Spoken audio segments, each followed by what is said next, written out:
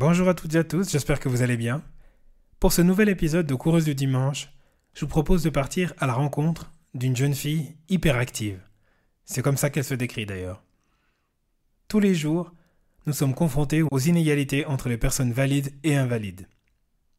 Dans de très nombreux domaines, le statu quo qui prévaut est malheureusement en défaveur des invalides. Nous n'en faisons pas suffisamment pour intégrer ces femmes et ces hommes dans notre société malgré tout ce qu'ils ont à nous apporter. Un jour, quelque part en Gruyère, dans le canton de Fribourg, Maëlle a décidé que cette injustice devait cesser. C'est pour combattre ce statu quo qu'elle a entrepris de créer une course adaptée dans le cadre de la Freerun Cup, une compétition de course à pied dans le canton de Fribourg. Son enthousiasme et sa détermination ont été mis à rude épreuve durant toute sa démarche qu'elle a entrepris toute seule. Dans la vie, on rencontre parfois des personnes qui chamboulent nos croyances sur ce qui est possible ou sur ce que l'on est capable de faire. L'épisode que je vous propose aujourd'hui est un plaidoyer pour faire tout ce en quoi vous croyez, peu importe les obstacles, tout de suite. C'est à vous de jouer. Bienvenue dans Au-delà du mur, le podcast dédié à tous les passionnés de l'asphalte, de la nature ou de la piste. Ici, nous allons explorer les recoins de l'univers de la course à pied, que vous soyez novice ou que vous ayez déjà plusieurs dossards à votre actif. Au fil des épisodes, nous plongerons au cœur de la préparation physique et mentale, nous décortiquerons les secrets d'une nutrition équilibrée et nous nous pencherons sur les enjeux cruciaux de la santé pour vous permettre d'atteindre vos objectifs en toute sérénité. Si vous recherchez des avis d'experts, des témoignages de sportifs, des conseils pratiques pour vous aider à améliorer votre condition physique, à renforcer votre mental et à optimiser votre alimentation, tout ça dans la bonne humeur, vous êtes au bon endroit. Prenez une profonde inspiration, relâchez toutes les tensions, votre voyage au-delà du mur commence ici. Ma chère Maëlle, bonjour. Bonjour, Comment ça va? ça va bien et toi? Génial, on arrive enfin à se voir. Enfin, Ça doit faire 6 mois, 8 mois qu'on est entré en contact pour la première fois. pas facile hein. Ouais, tu es quelqu'un de très très demandé. Je sais pas mais en tout cas il y a un problème d'organisation. Non, ça s'appelle le succès. Pour les gens qui ne te connaissent pas, est-ce que tu pourrais nous faire un CV? Qui est Maëlle? Maëlle, c'est une jeune fille un petit peu peut-être hyperactive qui est physiothérapeute à Bulle, indépendante, dans son propre cabinet qui s'appelle Mauvais Physio, qui travaille un peu trop ses temps et qui adore le sport et puis aider les gens. Aider les gens à quel niveau? Dans mon métier, et puis si quelqu'un a besoin de moi, je serai la première à pouvoir aider. Je pense qu'il y a un lien entre le fait que tu travailles beaucoup et que tu aimes aider les gens. Donc tu t'es pas trompé de métier, je crois. Il y a peut-être aussi un problème d'apprendre à dire non. Ah, ça c'est dur. Ça viendra à l'expérience, je pense. Ça fait combien de temps que tu as ton cabinet? Seulement 7 mois que j'ai ouvert. Seulement 7 mois, et comment ça se passe? Je suis sous l'eau. Tu travailles à quel pourcentage? Si je compte effectivement mes heures, je fais 150%. Bon, c'est peut-être un des traits de caractère des gens qui sont à leur propre compte, en tout cas au début. Oui, je pense qu'il y a personne qui a ouvert son truc et que c'était facile dès les premiers mois. Et c'est un jeu et un joli équilibre à essayer de trouver. Mais j'avoue que là, ça devient gentiment trop. Et t'avais pas peur d'ailleurs quand tu t'es lancé que finalement personne vienne? Justement, j'avais commencé avec 2 travails en pensant que ça allait jamais décoller ou bien pas beaucoup décoller en étant indépendante à Bulle alors qu'il y a déjà beaucoup de choses. Et puis en fait, après 1 mois, j'ai dû me résigner à quitter mon travail où j'étais salariée et puis me mettre toute seule indépendante pour pouvoir juste assumer ce que mon cabinet me demandait. Et comment est-ce que du jour au lendemain, tu t'organises et tu te structures pour devenir ton propre patron, enfin ta propre patronne? Je sais pas vraiment, mais je pense que déjà il y a un peu mon exemple, mon papa il est indépendant et puis le fait d'être passionné, je pense que ça aide beaucoup. Et puis aussi je pense que le fait d'être partie en voyage juste avant, ça m'a permis de me poser, de savoir ce que je voulais vraiment, comment je voulais les choses. Et puis c'était quelque chose à quoi j'y réfléchissais depuis longtemps. Du coup, d'y penser, y repenser, de le planifier, de le rêver, je pense que ça aide beaucoup Après, en soi, concrètement, comment ça se passe, c'est beaucoup de procédures, c'est beaucoup de choses administratives qu'il faut faire et puis qui se mettent petit à petit bout à bout pour que tu crées ton truc. Mhm. Et 7 mois après, est-ce que cette organisation, cette structuration commence à porter ses fruits? Ou comme tu le dis, tu as encore la tête dans le guidon et puis il faut que tu regardes un peu ce qui se passe à côté? Ça se calme gentiment au niveau administratif, mais il y a encore beaucoup. Il y a beaucoup de petits détails à quoi j'avais pas du tout pensé. J'avais beaucoup sous-estimé la charge administrative justement qui se passe quand tu es indépendant. Le travail qui était en fait avant fait par les secrétaires, par tous les autres gens, pas par moi justement. Tous les contacts avec les assurances, les problèmes avec elles aussi, des factures, les problèmes avec les médecins ou bien des recontacts avec les médecins. Et tout ça, j'avais vraiment sous-estimé. Mais ça se calme gentiment et je trouve gentiment ma routine. Il y a encore beaucoup de choses à mettre en place, je pense, beaucoup de choses à améliorer, mais ça se calme et ça fait du bien. Bah, c'est très bien. Si on parlait des raisons peut-être de ton succès qui a fait que tu as décollé très rapidement au niveau du fait que tu sois indépendante, qu'est-ce qui, selon toi, explique le succès de la méthode Maëlle? Je pense que j'ai de la chance d'être une enfant gruyérienne et d'être née justement dans la région, que j'ai beaucoup de contacts. La chance où je me suis peut-être donné l'opportunité d'être active dans le district, d'avoir fait déjà beaucoup de choses, d'avoir aussi fait beaucoup de formations. J'ai pas mal de cordes à mon arc et puis ça fait que je suis assez diversifiée et du coup que je peux prendre un grand panel de patients. Le reste, je sais pas, c'est du bouche à oreille. Tu parlais, donc tu as beaucoup de contacts, tu es active dans le district. Est-ce que tu peux nous en dire un peu plus? J'ai créé la course en 2017, je crois que c'était en 2017, j'ai voulu créer une catégorie adaptée pour les manches de la course de la Coupe de la Gruyère.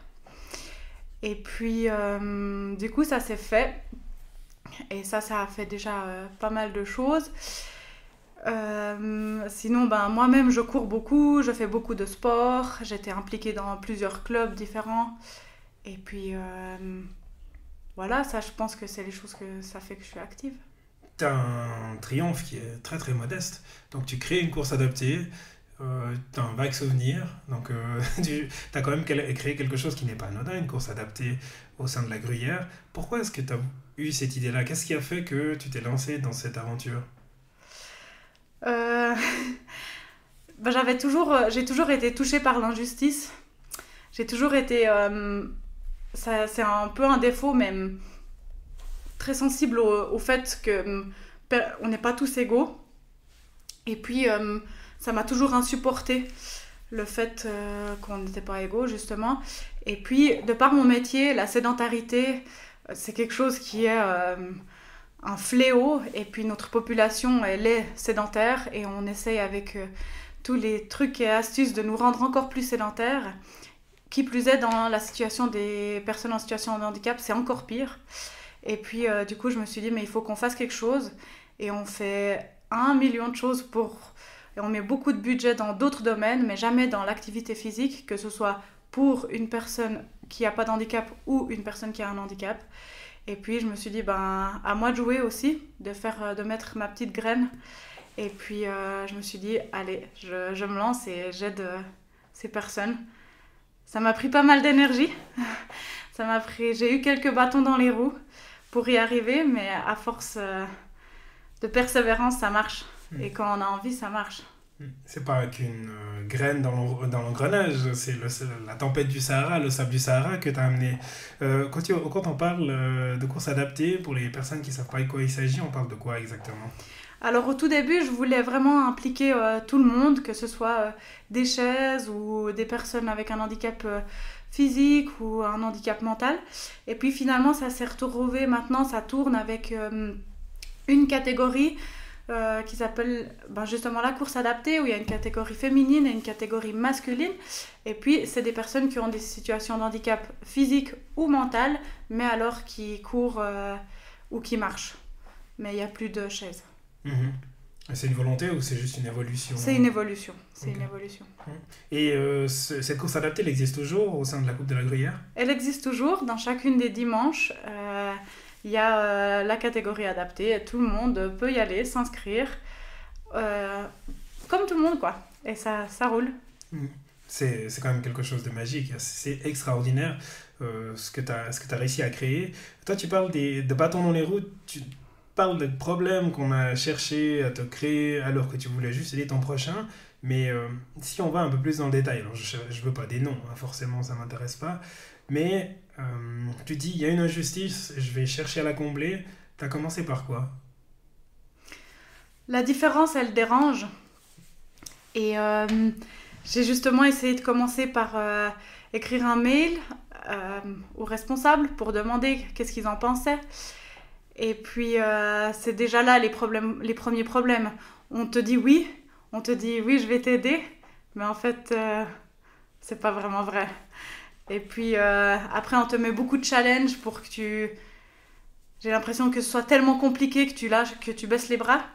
Et puis, c'est ça, c'est que j'ai dû vraiment passer plein d'obstacles pour pouvoir arriver aux premières ébauches de création, puis ensuite redonner un coup de rein pour pouvoir avancer encore un bout plus loin et vraiment la mettre sur pied. Et j'étais seule, j'ai dû tout apporter, tout créer, tout chercher, prendre les contacts avec tout le monde, et puis voilà. Et qu'est-ce qui a fait que, malgré le fait que tu sois seule et tous les obstacles qu'on a essayé de mettre en travers ton chemin, tu as quand même persévéré et persisté jusqu'au bout?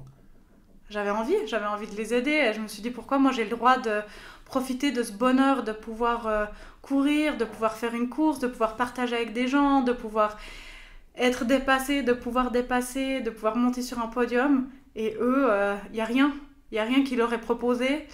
Et puis du coup je me suis dit j'ai pas le droit moi de pouvoir vivre ça et eux pas, alors que c'est un bonheur qui est pour moi incroyable.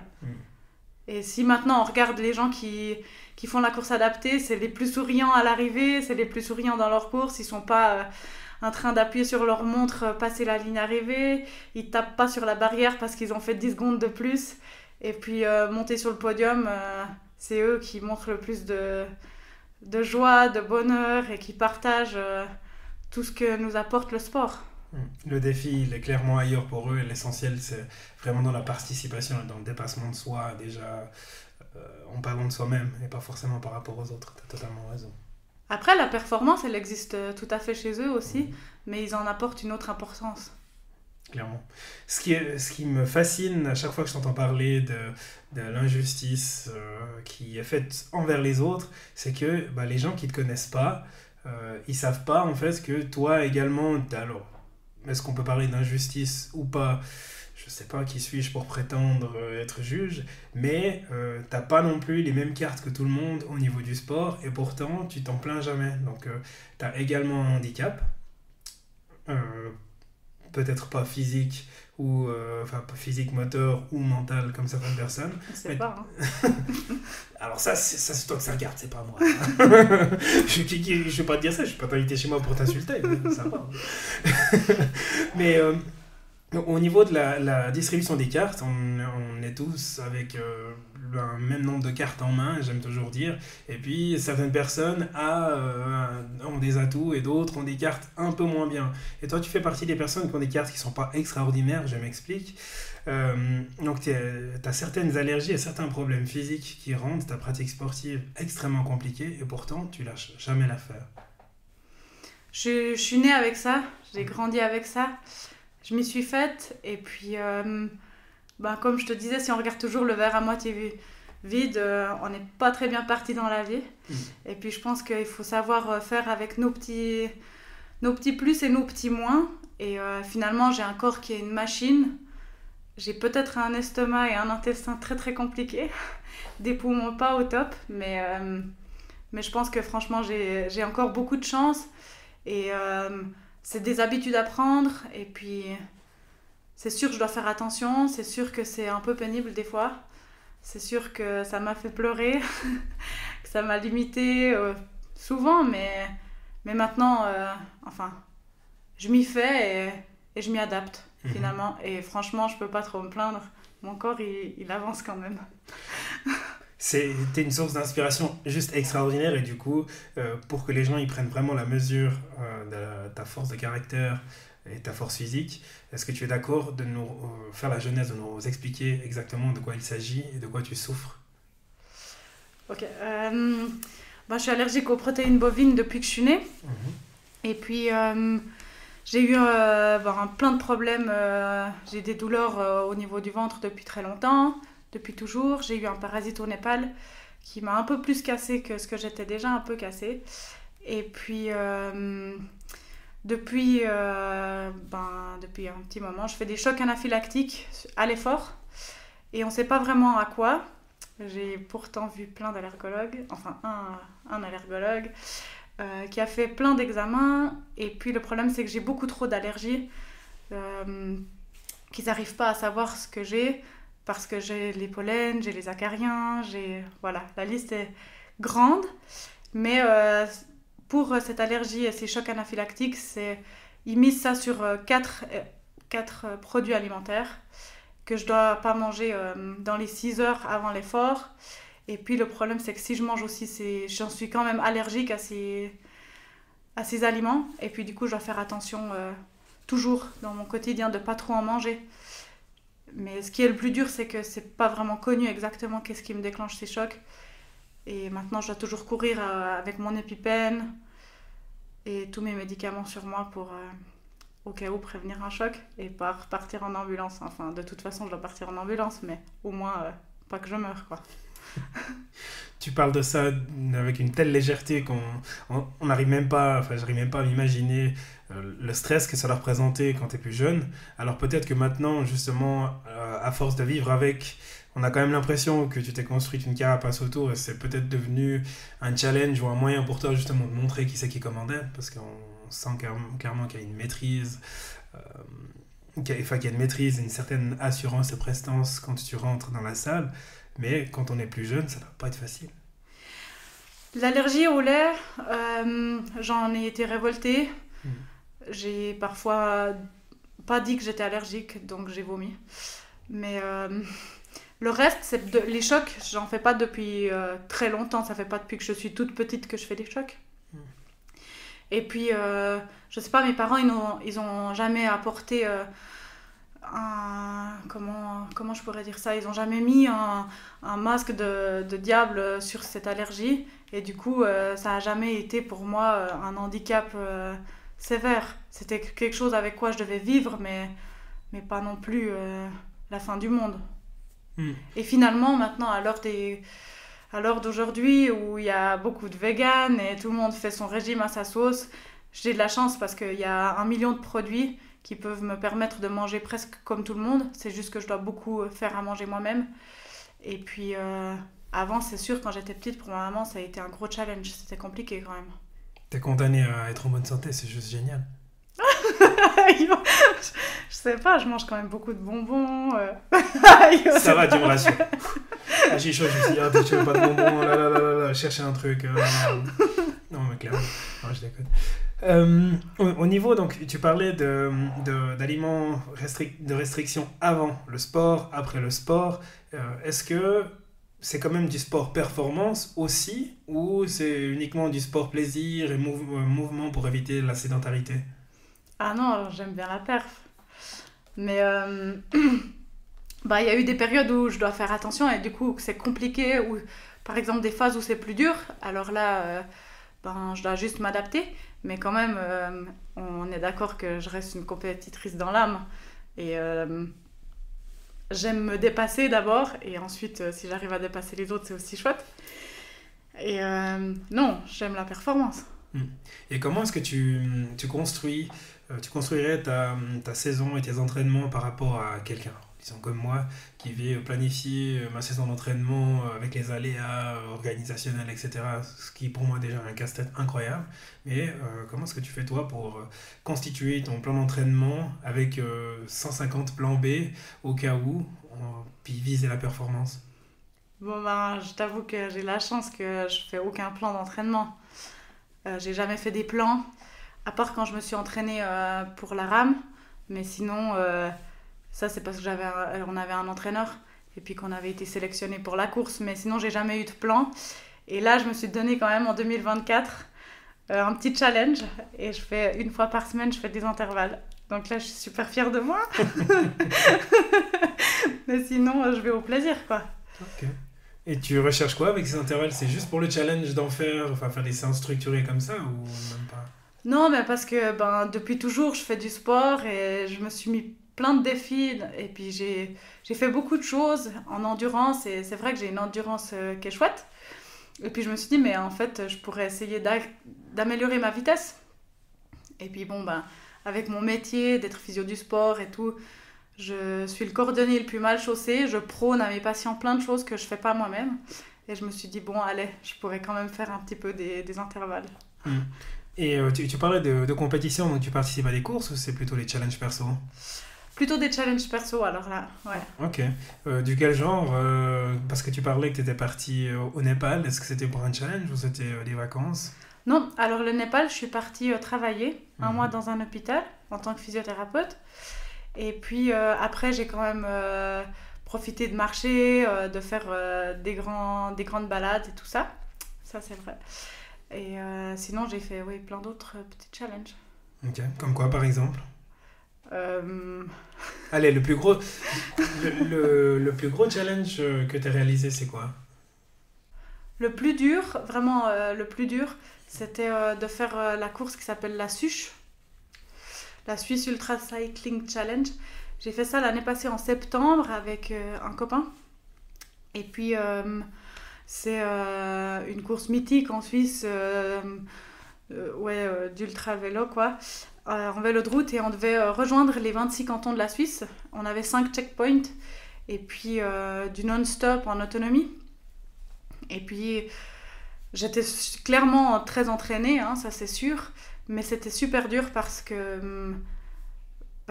faut rouler pendant 1100 kills, quoi. Ouais. Du coup, ça c'était dur pour le sommeil. J'avais envie de dormir, j'étais super fatiguée la nuit. Mhm. Mais sinon, plein d'autres challenges ont été beaux et durs, mais Mhm. celui-là, je pense, c'était le plus dur, Mhm. cette fatigue. Ouais. Et comment ça se passe dans ton esprit quand tu te dis que tu vas réaliser un challenge? Est-ce que c'est quelque chose qui est mûrement réfléchi ou est-ce que des fois c'est la vue d'un sommet? Alors malheureusement aujourd'hui il fait pas beau du tout, mais depuis chez moi t'as un paquet de sommets.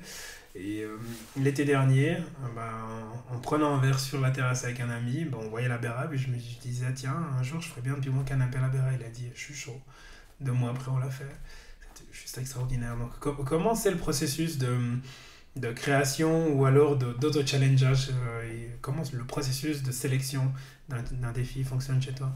C'est pas toujours très réfléchi, Mhm. c'est souvent assez inutile Ah, c'est essentiel. et pas vraiment, pas vraiment malin, Ouais.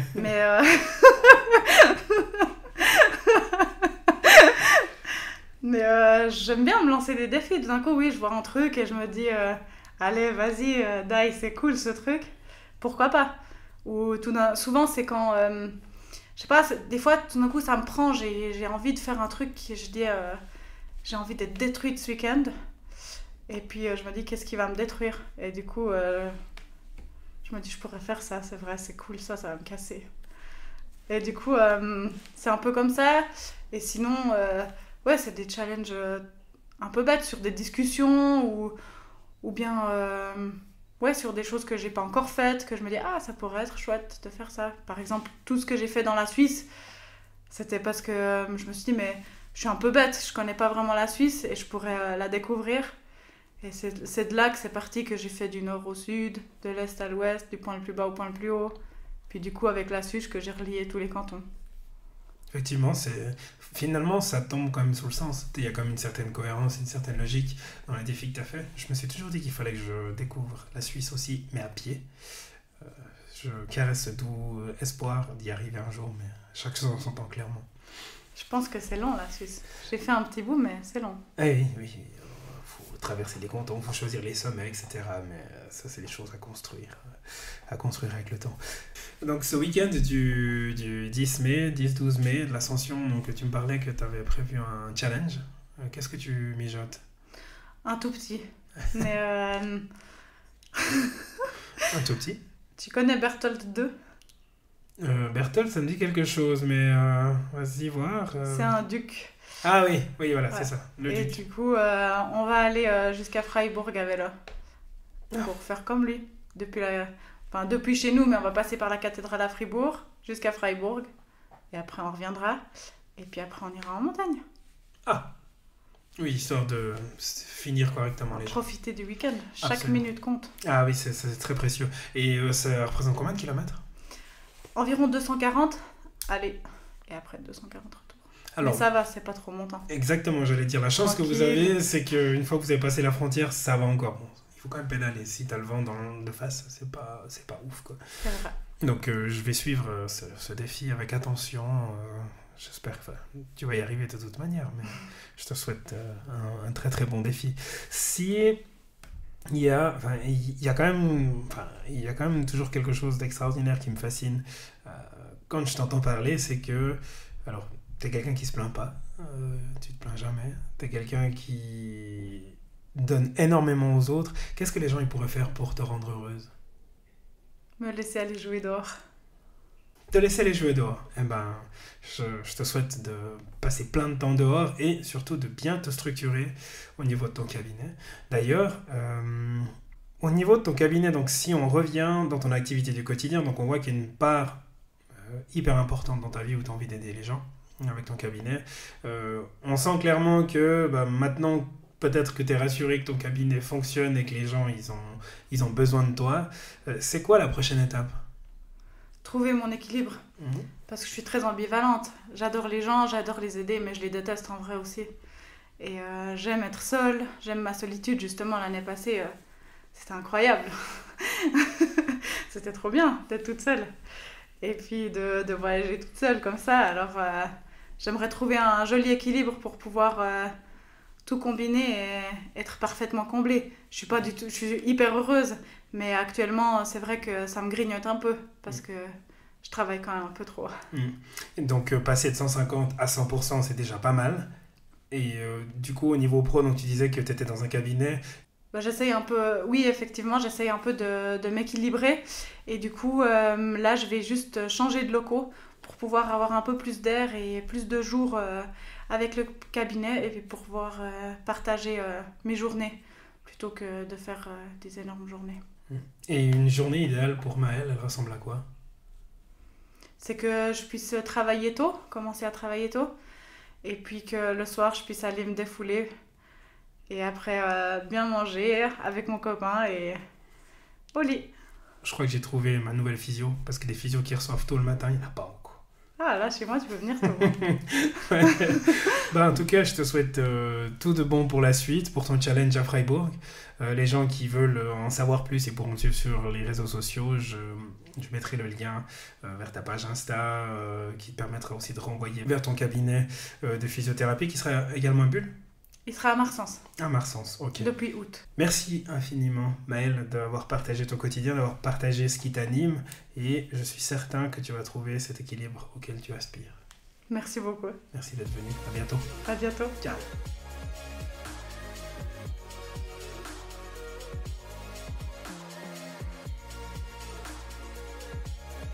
Vous avez vécu une course hors du commun?